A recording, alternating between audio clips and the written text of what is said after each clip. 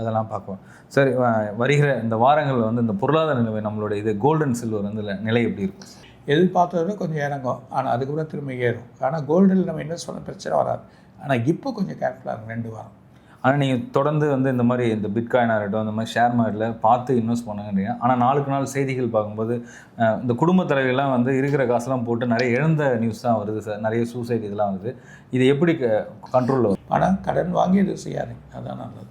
சரிங்க சார். அது கடைசி அந்த அரசியல் சம்மந்தமாக சார் பெரிய மாநாடுகள்லாம் நடக்க போகுது. அதே மாதிரி வந்து எதிர்கட்சிக்கு குழப்பங்கள்லாம் இருக்கும், பலத்தை தேடுதுன்னு சொல்லியிருந்தீங்க. அது சின்ன சின்ன குழப்பங்கள் வந்துன்னே இருக்கு, அப்புறம் சரியா. சரிங்க சார். அதே மாதிரி இந்த மழைக்காலம் வருது. இந்த மழைக்காலம் எப்படி இருக்கும்?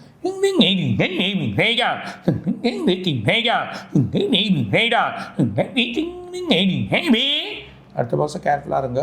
அது இல்லாமல் நவம்பர் 18 24 தேதி அப்படி இப்போ மழை முன்னாடி வந்துச்சுன்னா அங்கே மழை இருக்காது.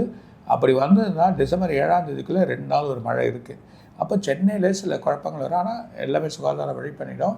ஆனால் முன்கூட்டியே இந்த வாட்டி எது பண்ணி எல்லாத்தையும் எச்சரிக்கையாக நடவு பண்ணிவிடுவாங்க. முன்கூட்டியே எல்லாமே பண்ணிவிடுவாங்க. ஸோ அதே மாதிரி இந்த வானிலை மாற்றத்தினால வந்து ஒருவேளை மழை வந்து முன்கூட்டியே வர்றதுக்கு வாய்ப்பு அதிகமாக இருக்கா? இந்த தடவை முன்கூட்டியே வரும், பின்னாடி கொஞ்சம் இருக்குது, கொஞ்சம் அதை தாண்டியும் இருக்குது. ஸோ வெயிலும் அதிகமாக இருக்குன்னு ரீடிங்காக சொல்லியிருக்கீங்க. தொடர்ந்து நிறைய விஷயங்கள் சொல்லியிருந்தீங்க சார். மீண்டும் வந்து ஒரு நல்ல சந்திப்பில் சந்திப்போம். ராசிபுரனோட வந்து கண்டிப்பாக. வணக்கம் சார். வணக்கம். வணக்கம். மெட்ரோபிபி நாயகளும் தமிழ் பக்தி நாயகளும் கோடான கொடி ரசிகளும் இன்னும் நிறைய இருக்காக சொல்லுவாங்க. வணக்கம்.